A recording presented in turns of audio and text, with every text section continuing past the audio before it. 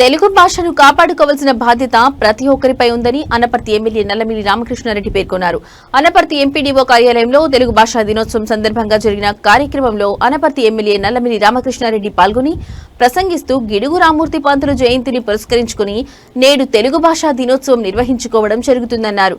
ఈ రోజు తెలుగు భాషా దినోత్సవంగా జరుపుకుంటున్నామంటే వ్యవహారిక భాషా పితామహుడిగా, ఆధునిక వైతాళికుడిగా మనం తెలుగు దినపత్రికల్లో కానీ తెలుగు పుస్తకాల్లో కానీ ఏదైతే వ్యవహారిక భాష చూస్తూ ఉన్నామో ఈ వ్యవహారిక భాషను తీసుకురావడం కోసం, దానికి ఒక శైలి నిర్మాణం చేయడం కోసం వారు చేసిన కృషి అమోఘమైందన్నారు.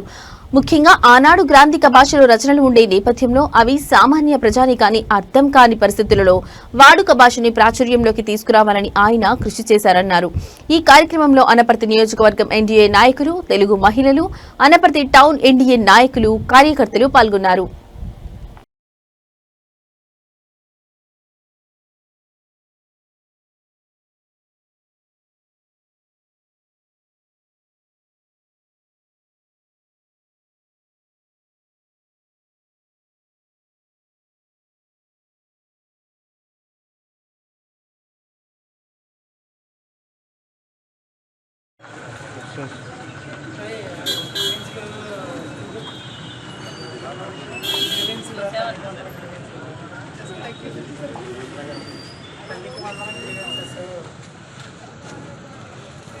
తల్లికి వందనం సార్.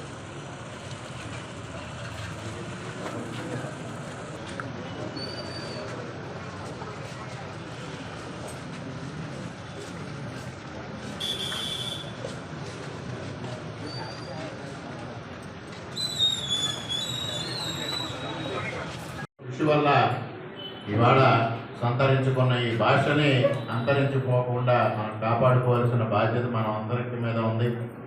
ఈ అందరూ ఈరోజు ఎవరైతే ఈ కార్యక్రమానికి హాజరయ్యారో అందరూ ఆ విధంగా ప్రతినిధులు తెలుగు భాషను కాపాడుకోవడంలో మీ అందరూ మీ వంతు పాత్ర పోషించాలని మీ అందరికీ సవినంగా తెలియజేసుకుంటూ మరి ఈరోజు ఈ కార్యక్రమాన్ని ఏర్పాటు చేసిన మండల పరిషత్ అభివృద్ధి అధికారి రామకృష్ణారెడ్డి గారికి, అదేవిధంగా తహసీల్దార్ గారికి, అందరికీ పేరు పేరున మిగిలిన ఈ కార్యక్రమంలో పాల్గొన్న నాయకులందరికీ పేరు పేరున హృదయపూర్వకంగా కృతజ్ఞతలు తెలియజేసుకుంటూ మరొక మారు గిడుగు రామూర్తి పంతులు గారి జయంతి సందర్భంగా వారికి ఘనమైన నివాళులు అర్పించుకుంటూ సెలవు.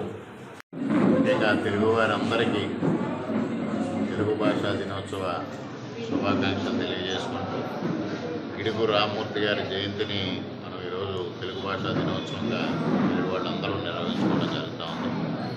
ముఖ్యంగా వ్యావహారిక భాషని ప్రాచుర్యంలోకి తీసుకురావడానికి ఆనాడు గ్రాంధికవాదులతో ప్రధాన యుద్ధమే చేసి అనేక అవహేళనలకి, అవమానాలకి గురైనప్పటికీ వ్యవహారిక భాషని కాపాడుకోవాలనే ఒక ఉద్దేశంతో వారు అత్యద్భుతమైన కృషి చేసి ఈరోజు ఏదైతే పత్రికల్లో కానీ పుస్తకాల్లో కానీ తెలుగు వాడుక భాషగా ఉందో దానికి నిఘంటువులు ఏర్పాటు చేసి ఆ భాషను ప్రాచుర్యంలోకి తెచ్చిన మహానుభావుడు గిడుగు రామూర్తి గారు. అదేవిధంగా గిరిజన ప్రాంతాల్లో నివాసం ఉంటున్న ఏదైతే సవర్లు ఉన్నారో వారికి కూడా లిపి ఏర్పాటు చేయడం కోసం, వారికి కూడా భాష ఏర్పాటు చేయడం కోసం కృషి చేయడమే కాకుండా ఈరోజు సవర్లు మాట్లాడుకుంటున్న భాషను కూడా ఏర్పాటు చేసిన గిడుగు రామూర్తి గారు. అటువంటి మహానుభావుడి జయంతిని పురస్కరించుకొని ఈరోజు అనపర్తి మండల పరిషత్ కార్యాలయంలో గిడుగు రామూర్తి జయంతి ఉత్సవాల్ని నిర్వహించుకోవడం జరిగింది. ప్రతి తెలుగు భాషాభిమాని వారిని స్మరించుకుంటూ తెలుగు భాష అభివృద్ధి కోసం చేయాల్సిన అవసరం ఉంది. ఈరోజు ఆంగ్లం మోజులో పడి చిన్నపిల్లలు కూడా తెలుగు మర్చిపోతున్న నేపథ్యంలో ఇవాళ అమ్మ భాషను కాపాడుకోవాలి, తల్లిదండ్రులు నేర్పిన తెలుగు భాషని మనం కాపాడుకోవాల్సిన ఆవశ్యకతని తెలుగు భాషాభిమానులందరితో పాటు ప్రజలందరూ గుర్తు చేసుకొని ఆ విధంగా ప్రతి ఒక్కరూ కృషి చేయాలని ఈ సందర్భంగా అదే గిడుగు రామూర్తి గారికి మనం ఇచ్చే ఘనమైన నివాళిని సందర్భంగా తెలియజేసుకుంటూ ఉన్నాం. ఈరోజు గిడుగు రామూర్తి గారి జయంతిని పురస్కరించుకొని తెలుగు భాషా దినోత్సవంగా అధికారికంగా ఈ కార్యక్రమం మనం నిర్వహించుకోవడం జరుగుతూ ఉంది. గిడుగు రామూర్తి పంతులు గారి జయంతిని ఎందువలన ఈరోజు తెలుగు భాషా దినోత్సవంగా జరుపుకుంటున్నామనే విషయాన్ని అమ్మాయి అందరికీ స్పష్టంగా చెప్పడం జరిగింది. వ్యవహారిక భాషా పితామహుడిగా, ఆధునిక వైతాళికుడిగా ఇవాళ మనం తెలుగు దినపత్రికల్లో కానీ తెలుగు పుస్తకాల్లో కానీ ఏదైతే వ్యవహారిక భాష చూస్తూ ఉన్నామో ఈ వ్యవహారిక భాషను ప్రాచుర్యంలోకి తీసుకురావడం కోసం, దానికి ఒక శైలి నిర్మాణం చేయడం కోసం వారు చేసిన కృషి అమోఘమైంది, అనంతమైంది.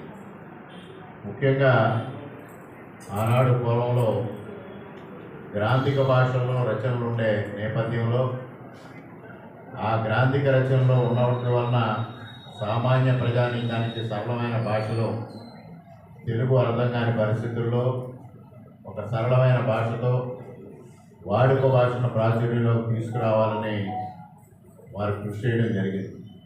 ముఖ్యంగా నాడు అట్లాంటి పరిస్థితుల్లో ఛాందసవాదులుగా ఉన్న ఎవరైతే గ్రాంధిక భాషలో అత్యున్నత స్థానాల్లో ఉన్న వ్యక్తులందరూ కూడా వారిని వ్యతిరేకించడం, వారిని అవహేళన చేయడం కూడా జరిగింది. వారిపైన అవహేళన చేస్తూ అనేక వ్యాసాలు, గ్రంథాలు కూడా రాశారు. ఎటువంటి అవహేళనలు ఎదురైనా, ఎటువంటి చేత్కారాలు ఎదురైనా వాడుక భాషను ప్రజల్లోకి తీసుకురావాలి అనే ఒక అత్యద్భుతమైన కృషిని వారు చేయడం జరిగింది. ముఖ్యంగా ఆనాటి కవుల్లో ఒక్క తిరుపతి వెంకట కవులు తప్పించి ఆయనకి మద్దతుగా నిలిచిన కవులు ఎవరు లేరు అనడం నిస్సందేహంగా మనం చెప్పుకోవచ్చు. మొదట్లో కందుకూరి లాంటి వారు వారిని వ్యతిరేకించినప్పటికీ తరువాత వారికి మద్దతు ఇచ్చారు. మరి గురజాడ అప్పారావు గారు, అదేవిధంగా పిడుగు రామ్మూర్తి పంతులు గారు ఇద్దరు ఒకే ప్రాంతంలో జన్మించారు. పిడుగు రామ్మూర్తి గారు 1863లో శ్రీకాకుళం జిల్లాలో జన్మిస్తే గురజాడ అప్పారావు గారు కూడా అదే ప్రాంతం నుంచి రావడం, ఇద్దరూ మంచి మిత్రులుగా ఉండడం, ఇద్దరు 2 రంగాల్లో ఆధునిక వైతాళికులుగా ఉండడం, ఇద్దరు మంచి మిత్రులు, అన్ని వ్యవహారాల్లోని వారిద్దరూ ఒకరికొకరిగా సహకరించుకోవడం కూడా జరిగింది.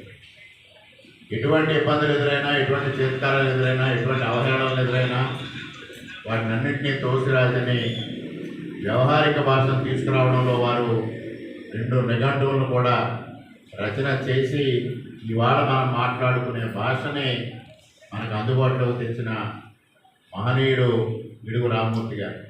అందుకోసమే వారి పేరున ఇవాళ ఆంధ్రప్రదేశ్ ప్రభుత్వం కానీ ఎక్కడైనా సరే తెలుగు వాళ్ళు ఉంటే తెలుగు భాషకు సంబంధించి తెలుగు భాషా దినోత్సవంగా ఈరోజు మనం ఈ కార్యక్రమాన్ని నిర్వహించుకోవడం జరుగుతుంది.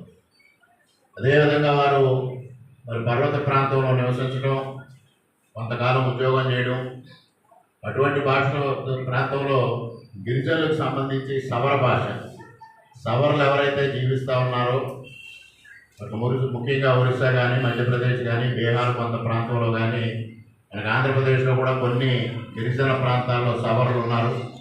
వారికి సంబంధించి కూడా లిపి ఏర్పాటు చేయడమే కాకుండా ఈ 2 భాషలకి వారు చేసిన కృషికి అనుగుణంగా మన అనేకం పదాలు అటు ఇటు కూడా మనకు దొరుకుతూ ఉంటాయి.